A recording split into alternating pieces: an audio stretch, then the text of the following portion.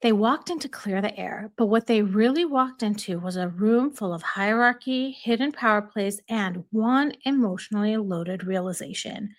Megan was never going to catch up. And maybe that's when something shifted, when admiration turned to competition, and when the royal rift quietly solidified behind the smiles, between the place cards, and underneath the tea tray. I want to talk about something that occurred early in Harry and Meghan's courtship through Harry's eyes. And I think by looking at this, we'll see how skewed his perception is and how this manipulation could have happened. But before we begin, here's the intro. Welcome to Revealing the Narc. Join me as I highlight narcissistic traits in celebrities and public figures. Everything here is in my opinion and not professional advice. If you enjoy the analysis, please like and subscribe. The event I'm talking about took place in June of 2018. At this point, Harry and Meghan have been married a little over a month, and William and Catherine invited them over for tea. We're told this was to clear the air, but right away, this doesn't feel like a friendly reset. It feels kind of staged, tense, surgical. Meghan walks in wide eyed, saying, "Wow," multiple times, admiring the crown molding, the walnut bookshelves, and the priceless art. Let's pause there. Megan didn't say wow once. She said it multiple times, as Harry notes in the book. The repetition isn't just reaction, it's messaging. She wasn't saying it to Catherine and William, she was saying it to Harry. It's like saying, "This is what a real prince provides." It's performative admiration. It's also subtle emotional undermining. By exaggerating her awe, she amplifies Harry's internal insecurity. He just walked in with his wife to his brother's elegant home, a home that made their little college with IKEA lamps feel laughable, according to Harry. And now his wife is openly marveling at it. That's not neutral, that's emotional comparison, and that comparison is designed to make Harry feel small. Her reacting this way is also envy transfer. It's not just that Megan may have felt envious herself, she may have wanted Harry to feel it too. If Harry walks into the house and admires it quietly, maybe he shrugs it off. But when Megan is openly impressed, borderline fawning, it stirs envy he might have suppressed. She's effectively saying, "Look at what he gives her, and look at what you don't give me." And suddenly, Harry's not just Harry, he's the lesser brother, economically, socially, and now emotionally. And I think these are the tactics Meghan has used from the beginning of their relationships to make Harry feel less and less about himself. I mentioned one time that I think Harry did have insecurities before. And Megan came in, and these are the types of actions she has done to make him feel smaller and smaller. And a side effect of this is that now he becomes even more and more envious of his brother. This moment also can be a setup for future justification. It could be like Megan is planting a seed to say, "You've never provided for me the way William provides for Catherine." It's a psychological preframe, the way a narcissist or manipulator might say something innocent that later becomes part of the case against you. It is also a really weird way of having a passive jab at Catherine. We know Megan is a competitor, not a collaborator. Narcissists are generally this way. They don't collaborate well. They don't work well in team environments. That's why Megan didn't do well in the royal family, because that is a true team activity, right? Everybody needs to support one another for the success of the monarchy. And Megan couldn't do that. So with Megan competing silently but intensely with Catherine, this is a backhanded compliment to Catherine. "Wow, look what you get. Look what you have." But under the surface, it's saying, "Look what I deserve." That wasn't just a reaction, it was a multi-directional control move that undermines Harry. It highlights the material gap, it subtly shames him, injects envy, and reasserts her expectations, all while sounding polite, maybe sounding complimentary. And remember, They're walking in to try to ease their tension. And Meghan has lit a fire now under Harry as they walk in. The whole point of this meeting was to mend the rift, to clear the air, to make peace and move forward. But Megan was planting emotional landmines quietly, privately, and strategically as they're walking in. She's already sabotaging the outcome, and that's not an accident. The undermining started even before the tea is poured.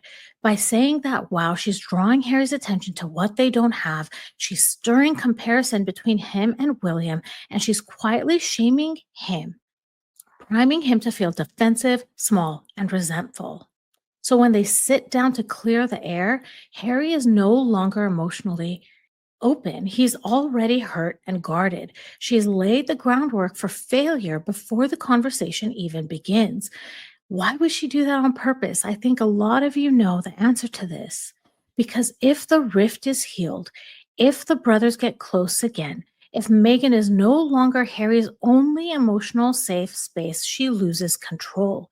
A narcissistic or manipulative person thrives on isolation. The more fractured Harry's relationships are with his family, the more dependent he becomes on Megan. It's not conflict that threatens her, but resolution. And Megan here, you can see she's playing both sides. She's trying to seem nice in public, but she's sabotaging in private. And we'll see that as we go on, that the words that she's saying, according to what Harry's perception was, they seem nice. But what Harry doesn't see or hear is that Megan is egging him on. At the end of the day, and we'll see as we go through this wasn't a failed reconciliation. It was a managed failure. It was done on purpose. And then Megan can walk out and say, we tried. They're impossible. And she continues to keep the control. Okay, let's move on. The next thing that happens is that Harry describes the room like a museum. He's basically painting a picture of refinement, wealth, and elite taste, and make sure that we notice that as readers, we noticed that they noticed it. This moment is crucial because Megan may have thought she was entering something that was the same league, that marrying a prince made her an equal player. But walking into that home showed her the truth. She wasn't married to the center, she was orbiting it. This wasn't just wallpaper. And seeing all of this is where her resentment starts to simmer.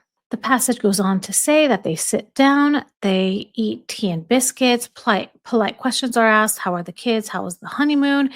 And then it's Megan who breaks the surface tension. She brings up, in quotation marks, the misunderstanding that maybe things had started off wrong. And then it goes into this story that Catherine thought Megan wanted her fashion contacts. Megan says she didn't, and she had her own.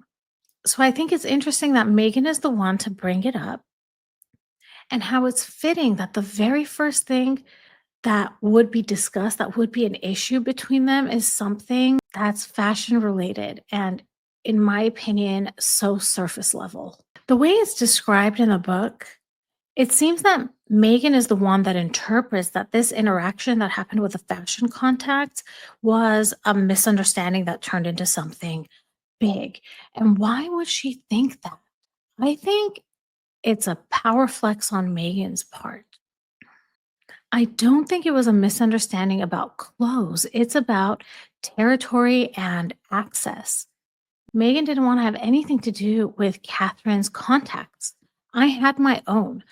That's what she says. That's not just denial, that's defense. It's a power flex. It's a subtle way of saying, I don't need your crumbs. I have my own table. But that tone, that positioning, it tells you exactly how Megan is experiencing this interaction as a competition she refuses to lose.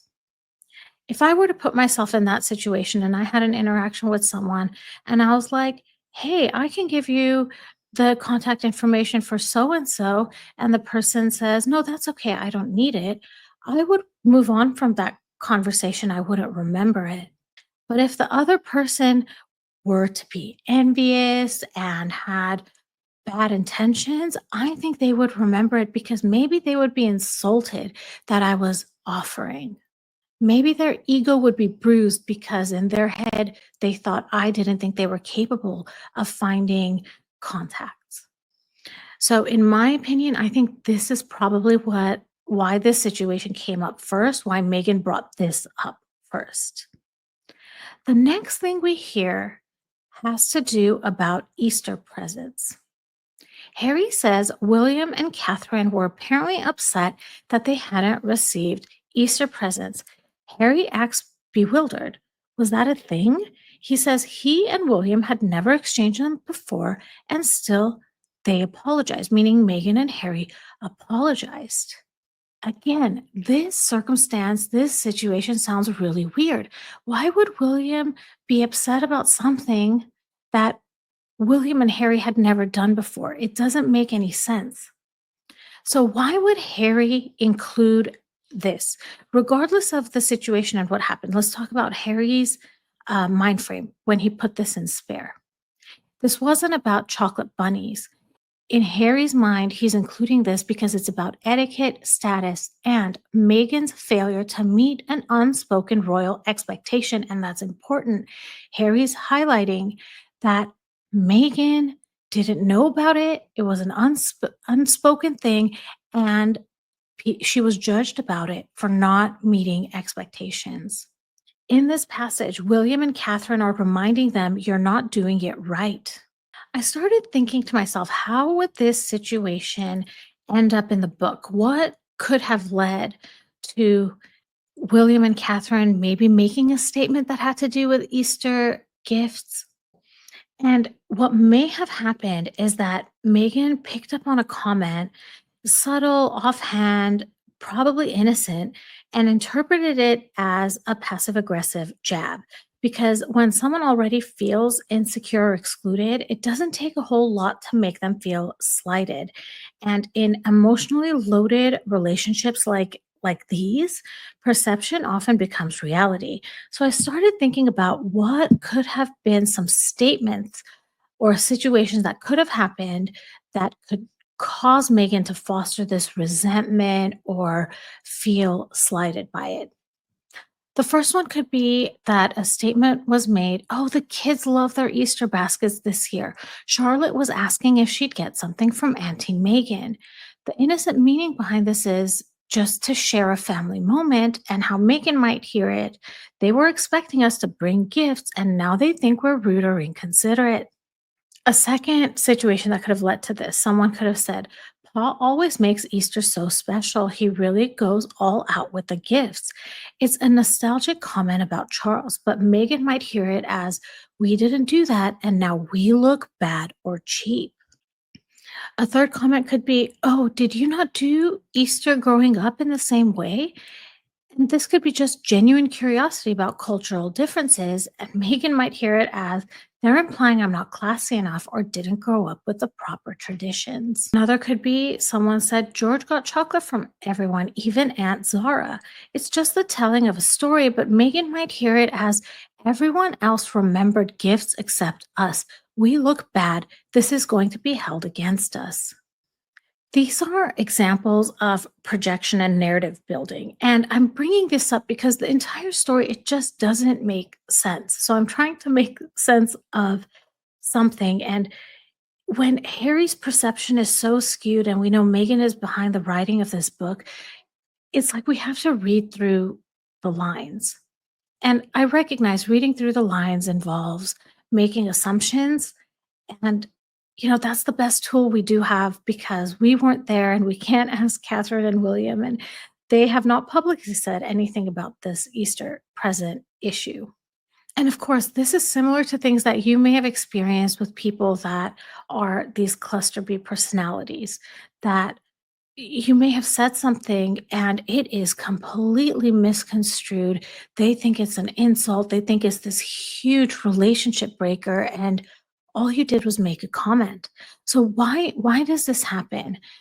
It's an example of projection and narrative building. If someone already feels excluded, judged, or on edge, they may overanalyze small talk, assume disappointment is personal, and they turn offhand remarks into proof that they were never accepted. So Meghan may have taken this simple moment and made it part of a bigger internal story about always being misunderstood. And one of the most revealing parts is that Harry doesn't say that William and Catherine were upset. Harry says Willie and Kate were apparently upset that we hadn't given them Easter presents. That word apparently is doing a lot of quiet work. It suggests he didn't hear it firsthand, but he is still presenting it as facts. That tells us a few things. Okay, everyone. So this reminds me of something I experienced with my malignant narcissist stepmom. So let's tell that story here. It was around Thanksgiving, and I was about 12 years old. For school, I had a project where we had to make a family tree. So I had included a picture in this family tree that was from the late 70s, and it had a lot of my mom's side of the family in it, and my dad was in it as well. This picture was literally inside my backpack. I never thought anything of it. I mean, I'm a 12-year-old, I had an assignment. And at this point, I am completely oblivious to any anger or anything. I thought everything was okay. So you guys can hear my anxiety coming up, right? Like, wow, okay. I'm not emotional about it. It's just when I picture it happening, it just increases my anxiety. And these are the kinds of impacts that being around narcissists, this is what they do to you, especially when you're a child. You don't forget these things. You work through them, like literally, you work through them for the rest of your life. So at this point, dinner is served. My dad's entire family is there. I'm sitting on the couch and I have my two young cousins on either side of me, and I'm trying to eat. My stepmom is standing directly in front of me and she's yelling, "Why did you have this picture? Why is this picture of your dad with your mom's side of the family? What, you think your mom and dad are going to get back together? Is that why you have this picture here?" So as you can see, having the picture was completely harmless. Like I had it for a project and I was 12 or 13 years old. I never thought about my parents getting back together. And to be quite honest, what child doesn't want their parents to get back together? That has no reflection on what I think of my stepmom. To be made to be shamed for wanting your parents to get back together, why is that a wrong thing? It's not. In fact, I mean, I was a stepmom too, and I would never be upset if my stepchildren wanted their parents to get back together. In fact, I completely understand it. And I'm sure that they felt it. Why wouldn't they? But that's the point. When someone is already feeling on edge and judged, and they themselves have put themselves in this position of people are not going to accept me and I'm excluded, then they read too much into things and they make up stories in their own heads that are simply not true. And then they don't try to clarify it. They've made their decision and that's what it is. And I think that's what's happened here. Meghan made up her mind. She was being insulted because they didn't bring Easter gifts. And she was so insulted that this made its way into Harry's book. Okay, so off of that tangent, so in my opinion, Meghan was likely the one who brought this up, and Harry absorbed it as truth. Harry often takes Meghan's perspective and filters the story through it, even if it's secondhand. So if Meghan said something like, "I think they were upset we didn't bring anything for the kids," Harry might have internalized that as they're upset, especially if it fit in with an already building narrative of we're being unfairly judged. He's also presenting this in a way that subtly mocks William and Catherine. It's a classic move in Harry's autobiography. Make a petty complaint sound serious, then make yourself look chill, confused, and good humored for apologizing, all while planting the idea that William and Catherine are childish or uptight. It's what like when Harry said, "We didn't know it was a thing, but we apologized." That's a passive aggressive way of saying they overreacted, but we took the high road. His certainty actually makes it more suspect. He states it so confidently, but he's not quoting William or Catherine directly. He makes it feel constructed. He doesn't say, "William told me he was upset." He says, "They were apparently upset," and never gives the source. This is often how misinterpretations get locked in as truth. So, why would this be included at all? It does three subtle things for the narrative. It paints William and Catherine as being overly sensitive, it makes Harry and Meghan seem generous and apologetic, and it shows how even the smallest things became sources of friction. It reinforces their larger message. We were walking on eggshells, nothing we did was right. Then we get to another of the conflict between the couples, the place card reversals. And Harry says, for our part, we chipped in that we weren't too pleased when Willie and Kate switched place cards and changed seats at our wedding. We'd followed the American tradition, placing couples next to each other, but Willie and Kate didn't like that tradition, so their table was the only one where spouses were were seated apart. To me, this sounds like they're trying to show that William and Catherine didn't approve of the American style of things. They weren't welcoming of Meghan and her culture.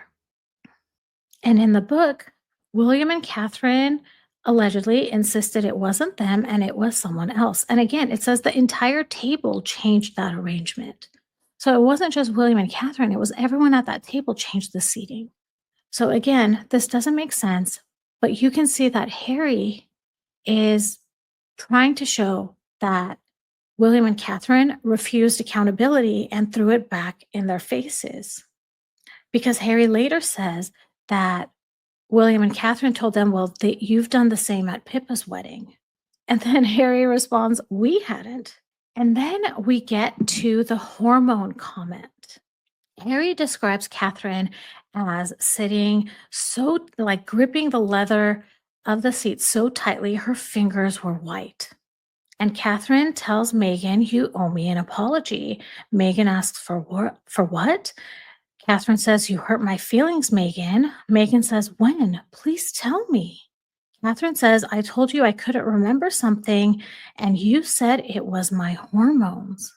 Meghan says, "What are you talking about?" And Megan goes on to say, "Oh, yes, I remember. You couldn't remember something. And I said, it's not a big deal. It's baby brain because you just had a baby. It's hormones." Catherine's response is, "We're not close enough for you to talk about my hormones. Let's talk about that." So um, I've talked about this in a couple of my videos. And love bombing just doesn't just occur in romantic relationships, it occurs in friendships. I think Megan from the beginning was trying to love bomb Catherine. And by that, I mean she was trying to build intimacy where intimacy was not deserved. So, in my opinion, when she answered the door in barefoot and in ripped jeans. That was Megan trying to show, like, look, we're so close. We don't need the formality of formal or business casual clothing. We're close. You can show up here barefoot. And it actually reminds me of how Megan met um, one of her agents, Gina Nelthorpe Cowan, a business agent who came to Megan's hotel room. Megan answered the door in nothing but a towel. It's this fake intimacy that Megan starts to create with people to get them to trust her, to make relationships move really, really fast. And I think this comment is part of it because Megan says, "I talk to all my girlfriends like that." And Catherine holds her boundary. She says, "We're not close enough for you to talk about my hormones. We're not like how you are with your girlfriends. We don't know each other." And I'm so proud of Catherine for standing up and saying that. "We're not close enough, Megan. I don't know you that well." Man, I love Catherine. I love it. And it's funny because Harry is trying to show this and try to make it look to reflect bad on Catherine, but all it does is show that Catherine is honest and holds the boundaries. The passage then continues, and this is what Harry says. Willie pointed at Meg. It's rude, Megan. It's not what's done here in Britain. Then Megan says, kindly take your finger out of my face. Harry says, was this really happening? Had it actually come to this? Shouting at each other about place cards and hormones. So, again, notice this emphasis on this is a clash of cultures. But it's not. I'm American. If someone came and talked to me about my hormones and I didn't feel like I know them, that's a breaking of a boundary. It has nothing to do with culture. But that's the thing. That's why they're setting the stage here. They're trying to make it seem that all of this entire story is trying to show that Harry and Meghan are incredibly apologetic and they just didn't fit in. Everything that they were doing was the American style.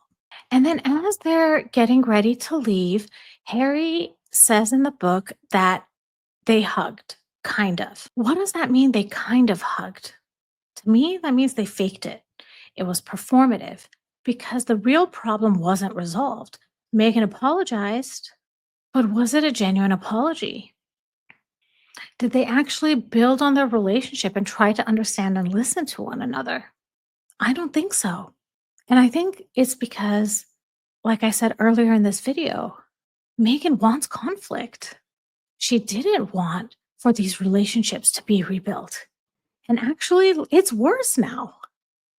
And the way Harry is telling this story, what is actually being told is she will never be one of them. She will always be the outsider with a discount sofa, trying to play a game where the rules keep changing and the scoreboard is hidden behind a velvet curtain. So I'm curious to know what you all think about this. Do you see what I see? Have I made assumptions that are maybe too large assumptions? Or are there any assumptions that you would make based on what I read to you? I'd really love to hear from you. Please drop it in the comments and tell me all about your thoughts. If you've had similar experiences to this, or like how I had with my stepmom, feel free to drop those in the comments as well. If this was interesting, please like and subscribe. Hit that notification bell so you'll know every time I drop a new video. I want to thank you all so much for being here, and I will talk to you all soon. Bye, everybody.